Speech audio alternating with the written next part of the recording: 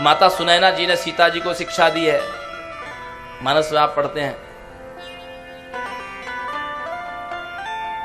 बेटी मां की परछाई होती है सज्जनों माताओं। बेटी को देख करके आप उसकी मां का अनुमान लगा सकते हैं कि मां का स्वभाव कैसा होगा, मां के संस्कार कैसे होंगे। ये बेटी को देख करके पिता की आत्मा होता है पुत्र, इसलिए उसको आत्मज कहते हैं। पुत्र को देख करके आप पिता के संस्कार का अनुमान लगा सकते हैं कि पिता कैसे होंगे। सज्जनों माताओं, सुकन्या के जीवन पर मां के संस्कारों का ऐसा प्रभाव रहा। मां भी श्रेष्ठ पतिव्रता थी, इसीलिए सुकन्या ने मुनि की खूब सेवा की। बूढ़े और अंधे मुनि अपनी पत्नी, अब वो श्रृंगार भी नहीं कर सकती थी। श्रृंगार किसको दिखाए? पत्नी का श्रृंगार पति के लिए होता है, श्रृंगार भी नहीं कर सकती थी। दिन रात केवल मुनि से पहले उठती, उठने के बाद में उनको शौचाचार के लिए सुदूर लेकर के जाती, नदी से जल भर के लाती, उष्णोदक करती, अपने पति को स्नान कराती, संध्योपासन की तैयारी करके देती। मुनि जब संध्योपासन में बैठ जाते तो वन में जाकर के कंद मूल फल एकत्रित करके लाती। संध्योपासन से निवृत्त होने के बाद मुनिवर कलेवा करते, विश्राम करते, तब तक अपने दूसरे कार्य निपटाती। सायंकाल फिर उनके संध्योपासन की व्यवस्था करती।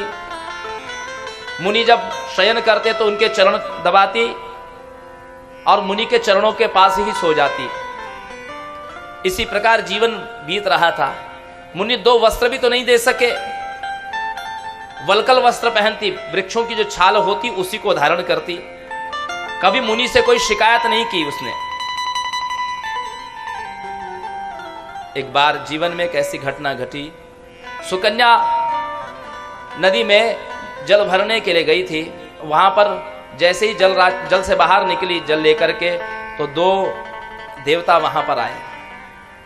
सुकन्या उनको पहचानती नहीं थी। उन्होंने कहा, हे सुंदरी तुम कौन हो? बोले, मैं शरियाती की कन्या च्यवन मुनि की भार्या हूं। शरियाती का तो हमने नाम सुना है, चक्रवर्ती सम्राट है। च्यवन मुनि कौन? ये भार्गव च्यवन मुनि जो अंधे हो चुके हैं, बूढ़े हैं, तुम उनकी पत्नी हो? तुम नंदने चैत्र रथे वनेचा कुरुष्व कांते प्रतितम विहारम अंधेन वृद्धेन कतम ही कालम विनश्यते माननी मानहीनम। अरे तुम तो नंदनवन में विहार करने योग्य हो। इंद्र का जो वाटिका है उसको कहते हैं नंदनवन, और कुबेर की वाटिका नाम है चित्ररथवन। तुमको तो इन वनों में विहार करना चाहिए, और इस अंधे और वृद्ध मुनि के साथ में तब कब तक तुम अपने यौवन को नष्ट करोगी?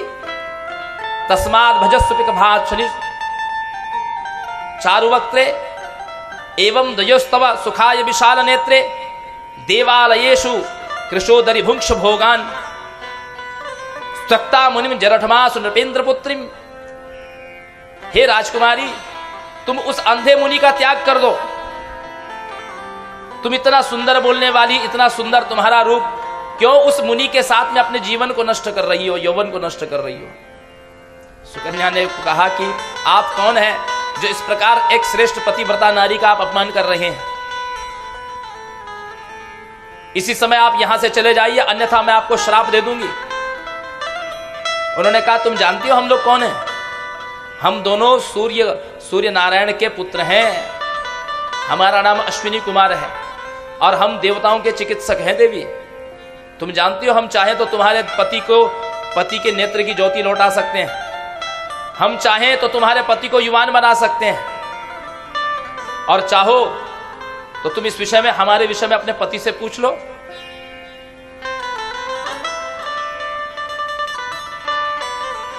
सुकन्या ने जब ये बात सुनी देवताओं की, ये अश्विनी कुमार थे, ये दोनों युग्म है, दोनों जुड़वा भाई हैं। सूर्य नारायण की दो पत्नियां हैं, एक है संज्ञा और एक है छाया। तो छाया नाम की पत्नी से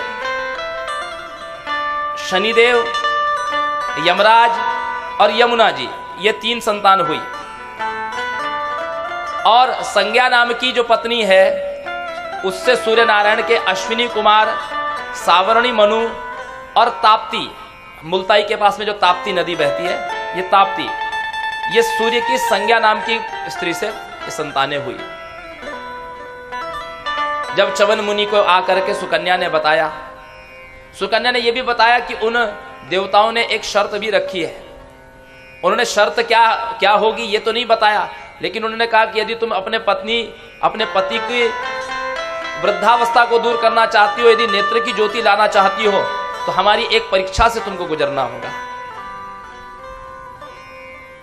च्यवन मुनि ने एक बात बताई सुकन्या को। च्यवन मुनि ने कहा, देखो जब भी जीवन में संकट आए, जब भी तुम, क्योंकि च्यवन मुनि एक बात कहते थे, स्त्री का जीवन जो है एक आटे के दिए की भांति होता है। सज्जनों माताओं, आटे का दिया कैसा होता है जानते हैं? प्रकाश तो देता है, लेकिन यदि आपने उसको छिपा करके रखा तो चूहे खा जाते हैं, यदि आपने खुले में छत पर रखा तो कौवे खा जाते हैं। उसको बहुत संभाल करके रखना पड़ता है आटे के दिए को। मिट्टी का दीपक को कोई हानि नहीं। ठीक उसी प्रकार स्त्रियों को भी जो साधना उपासना करनी है,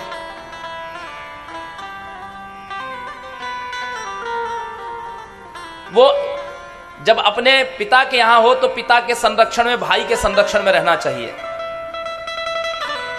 माताओं को कभी यह आग्रह नहीं रखना चाहिए कि हम अकेले मार्केट जाएंगे, हम अकेले थिएटर में जाएंगे, हम अकेले घूमने जाएंगे, हम अकेले यात्रा करेंगे।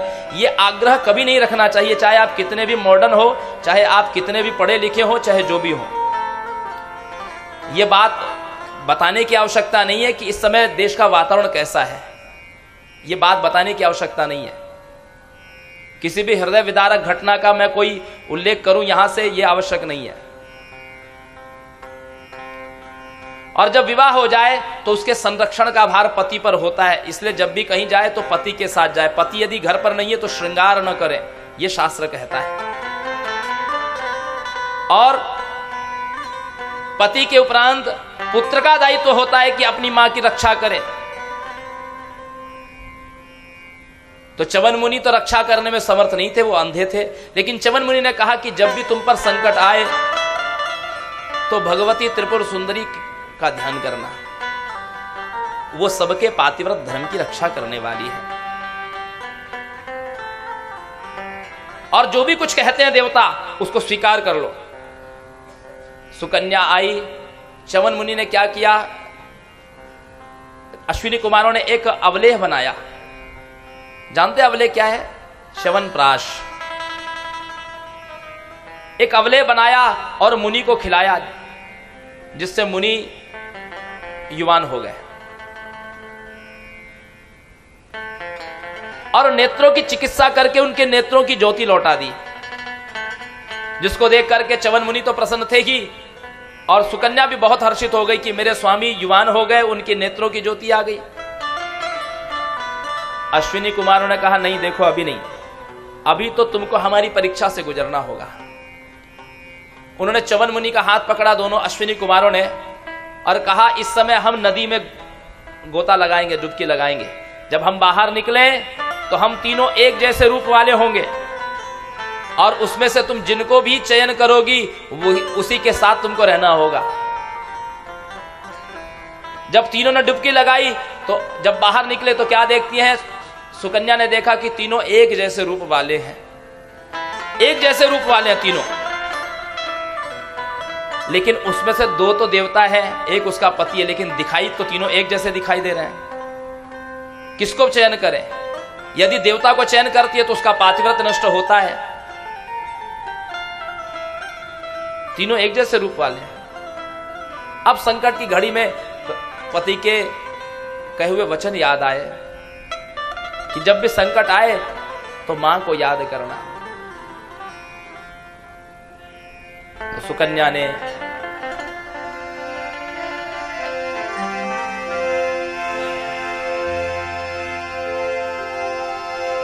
शरणं त्वां जगन्मातर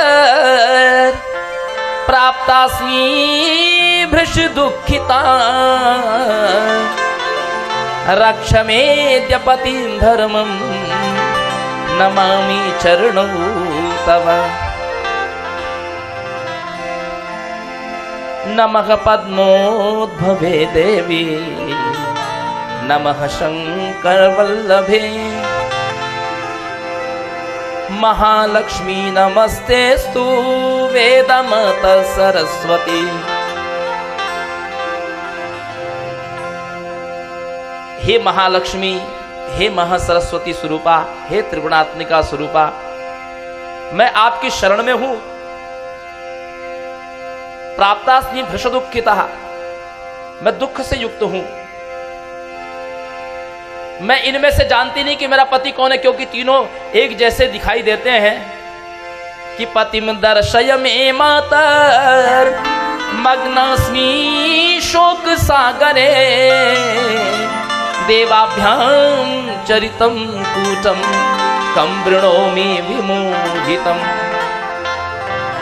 मेरे पति का मुझे दर्शन करा दो मां। इन देवताओं ने देखो कितनी कूटनीति की है। त्रिपुर सुंदरी मां पवन रूप से आई और सुकन्या के भीतर प्रविष्ट हो गई। जैसे ही सुकन्या के भीतर देवी का प्रवेश हुआ, उसी समय बुद्धि मेधा शक्ति प्रखर हो गई।